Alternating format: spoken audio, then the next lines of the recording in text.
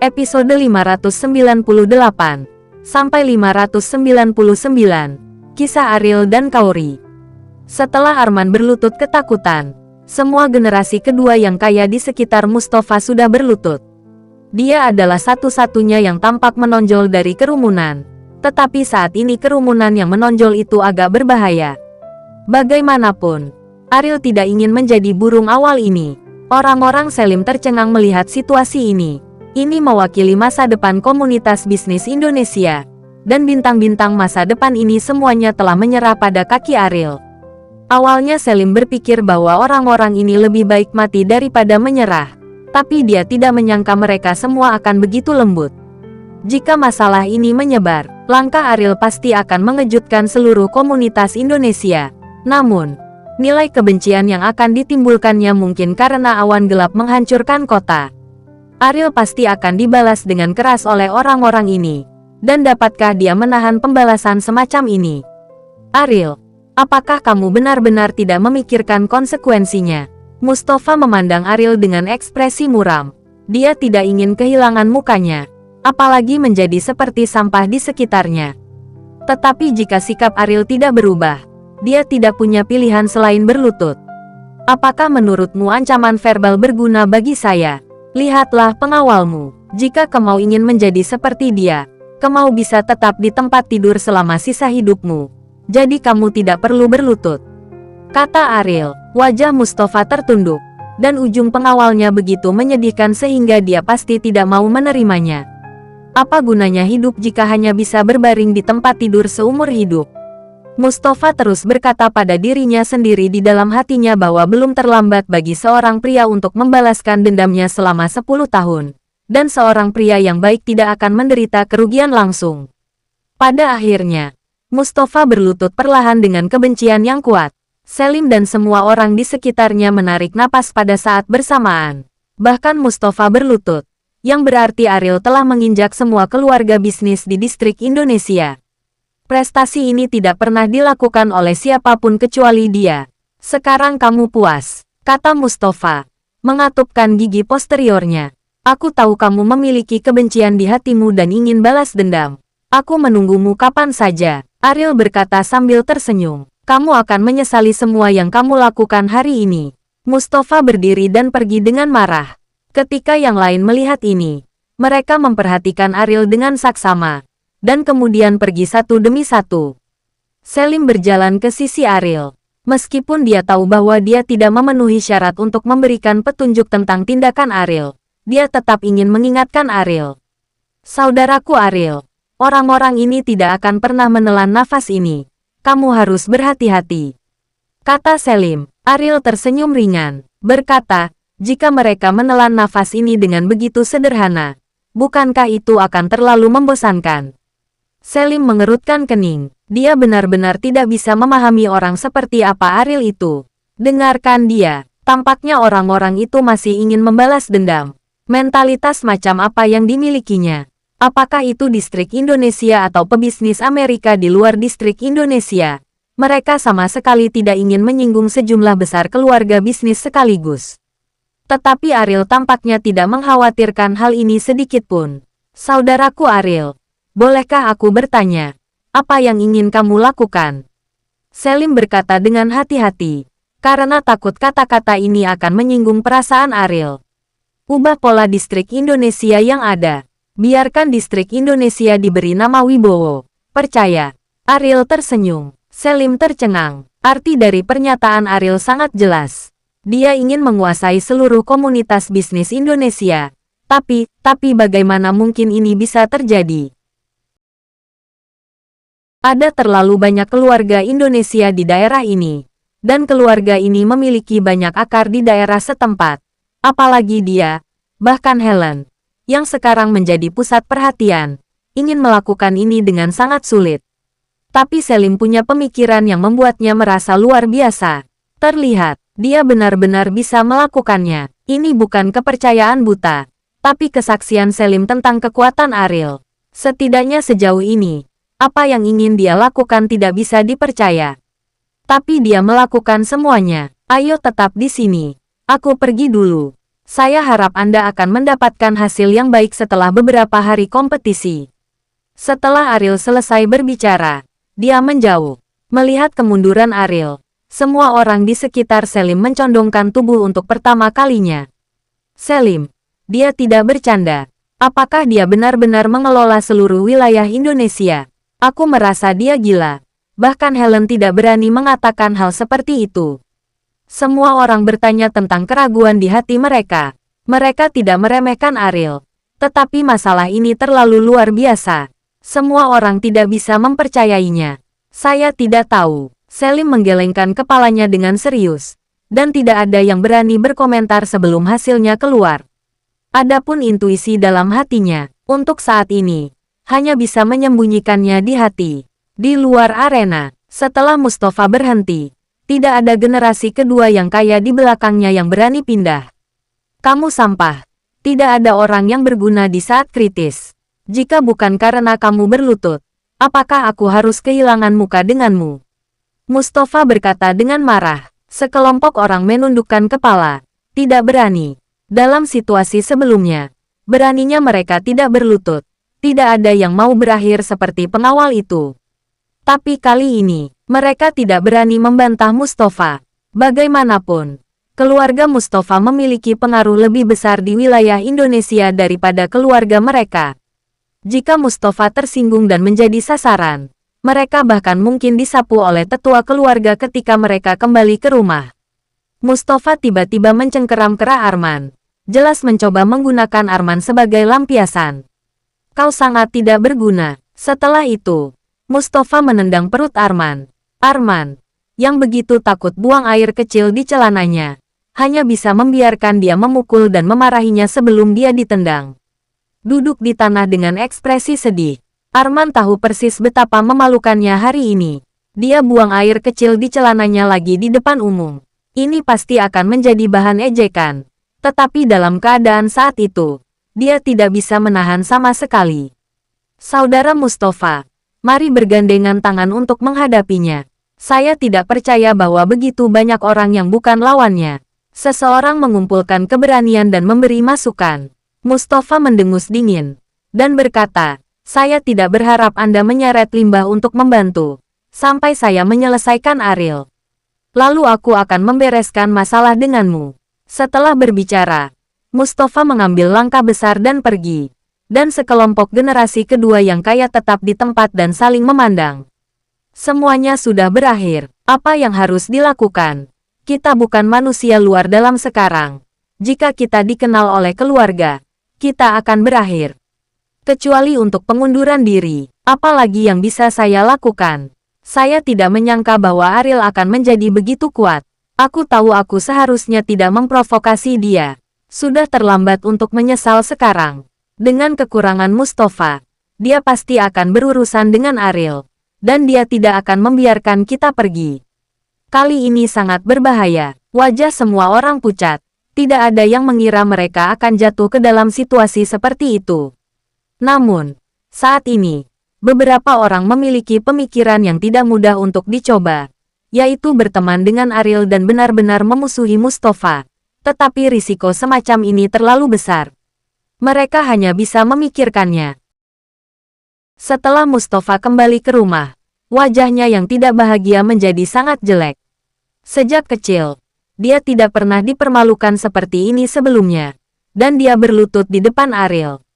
Bahkan ketika memikirkannya sekarang, Mustafa masih kesal, dan dia tidak bisa menelannya jika dia tidak membalas dendam.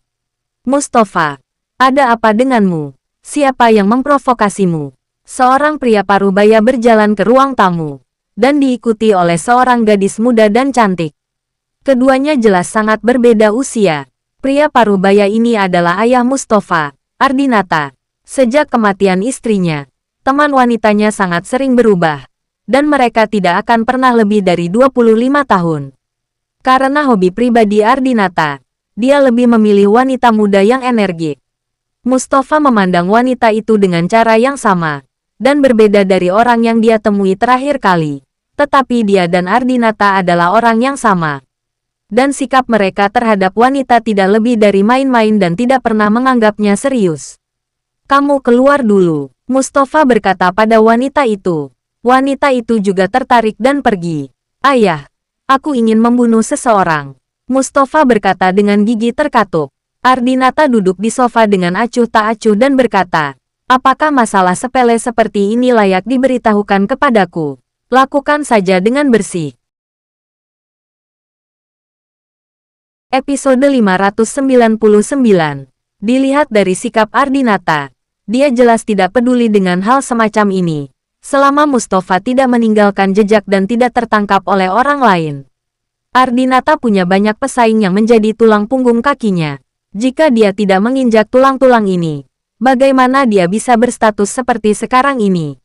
Jadi Mustafa ingin membunuh, bukannya berhenti. Dia akan melihatnya dengan apresiasi. Tapi orang ini sangat sulit untuk dihadapi, kata Mustafa. Jika bisa menyelesaikannya dengan mudah, dia tidak perlu memberitahu Ardinata secara spesifik tentang masalah ini. Bukankah pengawalmu cukup? Ardinata berkata dengan jijik. Pengawal itu tampaknya telah dikalahkan. Tidak mungkin untuk keluar dari ranjang rumah sakit dalam kehidupan ini, kata Mustafa. Setelah mendengar kata-kata ini, Ardinata duduk tanpa sadar. Pengawal Mustafa. Tapi dia pergi mencarinya secara pribadi. Betapa kuatnya. Ardinata tahu betul di dalam hatinya bahwa dia telah ditinggalkan. Siapa yang kamu provokasi? Ardinata berkata dengan ekspresi serius. Meskipun dia tidak peduli dengan permusuhan Mustafa, jika lawannya terlalu kuat. Ini masalah lain, jangan khawatir. Ini bukan di daerah Indonesia, kata Mustafa. Ada sedikit penghinaan di mata Ardinata. Ayah, masih bisakah kamu mencarikan master untukku? Mustafa bertanya. Ardinata tersenyum tipis dan berkata, tidak perlu mencarinya. Ekspresi Mustafa memadat, mengerutkan kening dan tidak puas. Berkata, ayah, hari ini pria itu memaksaku berlutut. Aku harus mengembalikan rasa malu ini padanya. Bahkan jika Anda tidak membantu saya akan menemukan jalan sendiri. Siapa bilang aku tidak bisa membantumu? Aku baru saja memberitahumu. Kamu tidak perlu menemukannya. Pamanmu harus segera kembali. Ardinata berkata sambil tersenyum. Paman, Mustafa berdiri dengan tatapan heran. Bahkan napasnya menjadi lebih cepat. Dan berkata, Paman akan kembali. Apakah ini benar? Tentu saja itu benar. Dia menelepon saya belum lama ini dan mengatakan bahwa ada kesempatan untuk kembali. Selama dia kembali, siapa lagi yang tidak bisa kamu bunuh? Kata Ardinata. Mustafa tiba-tiba tertawa. Tampaknya telah melihat akhir yang menyedihkan dari Ariel. Pamannya adalah master absolut. Dan bahkan orang terkuat di keluarga Wibowo bukanlah lawannya. Jika bukan karena dia pergi tanpa alasan. Sekarang pusat perhatian keluarga Ardinata mungkin sudah lebih kuat dari keluarga Wibowo. Paman telah pergi selama bertahun-tahun. Dan akhirnya kembali. Mustafa berkata penuh harap. Tapi saya mendengar dia berkata bahwa dia tidak akan bisa kembali lama-lama.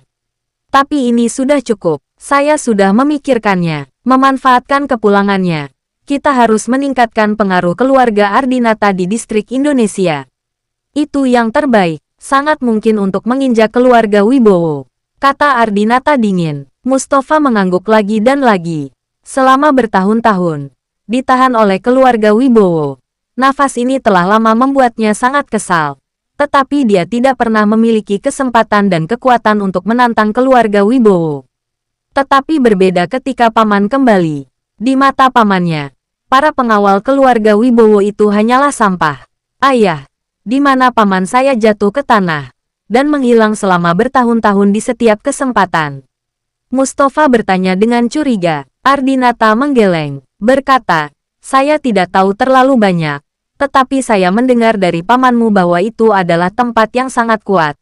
Tidak hanya dapat meningkatkan statusnya, tetapi juga meningkatkan kekuatannya. Mungkin setelah bertahun-tahun, pamanmu pasti lebih kuat. Petik 2. Mustafa sangat percaya ini.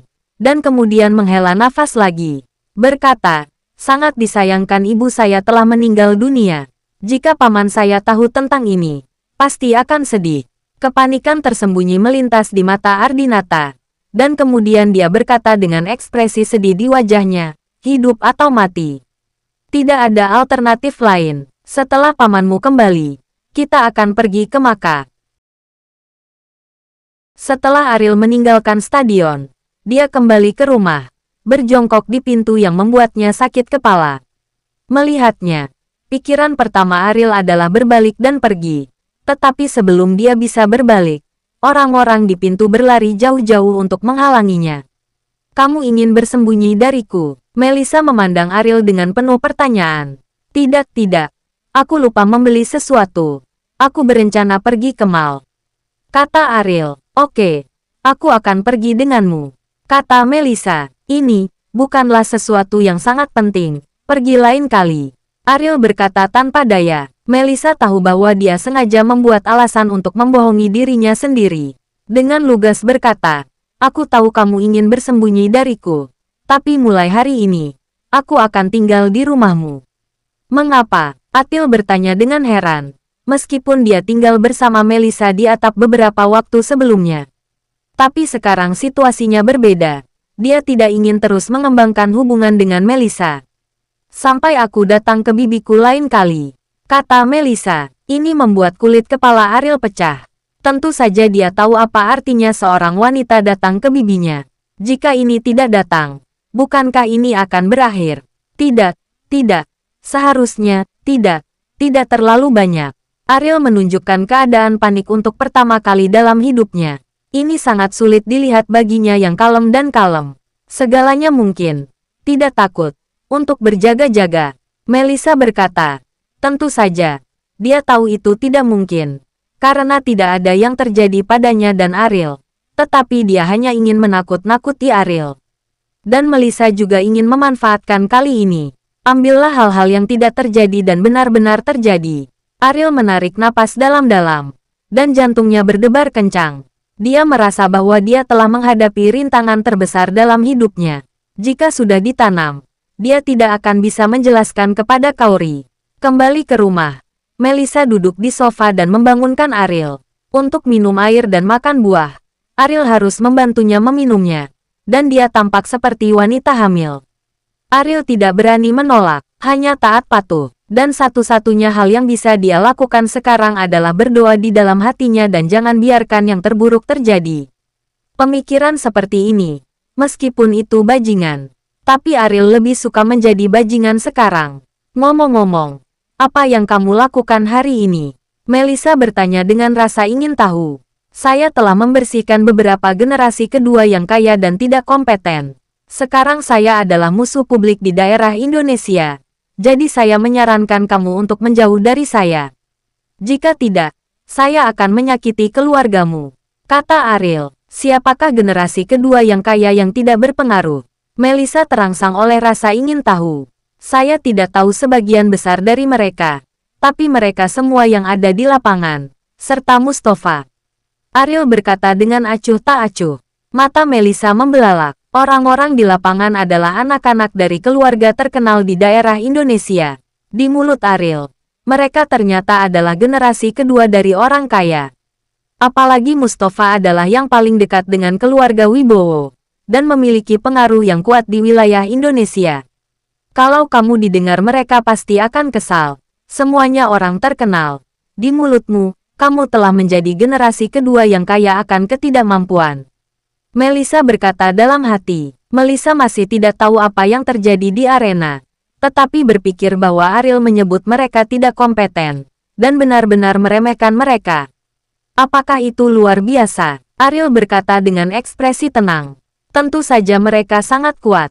Orang-orang ini mewakili tulang punggung komunitas bisnis di distrik Indonesia. Semuanya adalah ahli waris keluarga. Dapat dikatakan bahwa distrik Indonesia masa depan adalah milik mereka. Melissa berkata, makan anggur Ariel, terutama manis. Lalu aku membiarkan mereka semua berlutut padaku. Bukankah itu akan menyinggung seluruh distrik Indonesia? Ariel bertanya sambil tersenyum dan bertanya. Dengan anggur di mulutnya, pupil Melissa secara bertahap membesar, menatap Ariel dengan luar biasa.